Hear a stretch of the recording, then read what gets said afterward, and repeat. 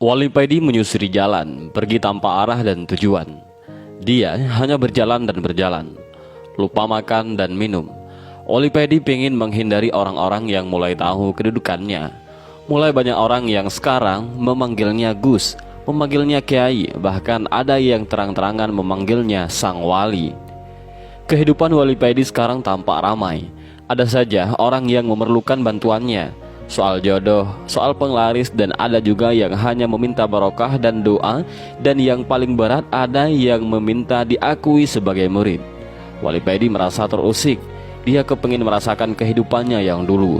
Orang-orang hanya mengenalnya sebagai penjual minyak wangi dengan pengajar alifan-alifan di musola kecilnya. Dan sekarang banyak orang yang berlomba-lomba pingin membangun musallanya. Wali Paidi pingin menghindari itu semua. Dia jengah akan semua pujian yang dialamatkan pada dirinya, lebih-lebih akan datangnya malaikat yang mengunjunginya baru-baru ini. Wali Paidi mulai memasuki hutan belantara. Dia berjalan terus dan berhenti ketika dia melihat di depannya ada sungai. Dia mendekati bibir sungai. Dilihatnya airnya yang begitu jernih. Dia menunduk dan mulai membasuh tangan dan mukanya. Lalu Wali Paidi memperbaharui wudhunya. Karena Wali Paidi ini diberi kemampuan oleh Allah untuk selalu dalam keadaan suci ataupun punya wudhu, atau bahasa ngaji saparan-parannya daimul wudhu.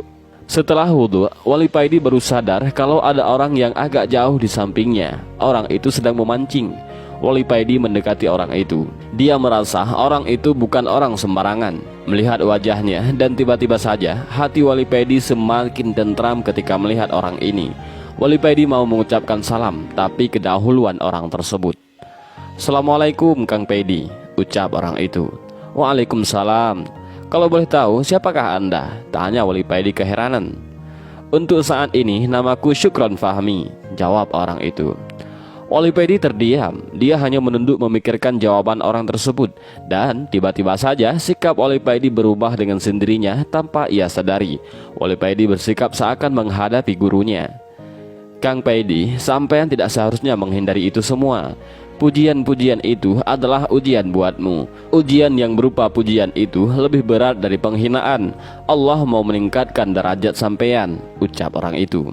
Wali Paidi semakin menunduk. Ternyata orang yang sedang memancing ini tahu akan keadaan dirinya. "Kang Paidi, dengan menghindari pujian-pujian itu sama saja sampean menafikan kekuatan Allah. Karena sampean merasa tidak mampu, padahal Allah lah yang memberi kekuatan," kata orang itu lagi. Wali Paidi hanya bisa diam dan semakin menunduk. Air mata mulai meleleh dari matanya. Ingat, la haula wala quwata illa billah. Merasa mampu dan merasa tidak mampu itu tidak boleh. Itu sudah syirik khafi bagi orang setingkat sampean. Karena Allah yang memberi kekuatan, Allah meliputi segalanya. Wali Paidi menangis sesungguhkan. Dia yakin orang yang di depannya adalah Nabiullah Khidir. Dia ingin bersalaman dengannya untuk memastikannya. Setelah menangisnya agak reda, Wali Paidi mengangkat wajahnya dan mau bersalaman dengan orang itu. Tapi orang yang mengaku bernama Syukron Fahmi sudah hilang dari hadapannya. Setelah bertemu sosok yang mengaku bernama Syukron Fahmi, Wali Paidi masih terdiam dalam duduknya. Masih terngiang-ngiang ucapan sosok misterius yang mengunggah jiwanya itu. Wali Paidi berdiri membersihkan tempat duduknya dan mulai melaksanakan sholat. Setelah salam, Wali Paidi berdiri lagi dan melakukan sholat lagi. Begitu terus sampai malam, kira-kira sekitar jam 9 malam. Wali Paidi berhenti dan melanjutkan dengan melakukan wirid. Dia duduk bersila, memusatkan pikirannya, membuang jauh-jauh pikiran-pikiran tentang dunia, menggerakkan hatinya untuk berzikir sir, dan entah berapa lama hal ini terjadi. Dan kemudian Wali Paidi merasakan alam di sekitarnya begitu hampa, tidak ada suara. Semua yang berada di sekitarnya jadi hitam gelap gulita.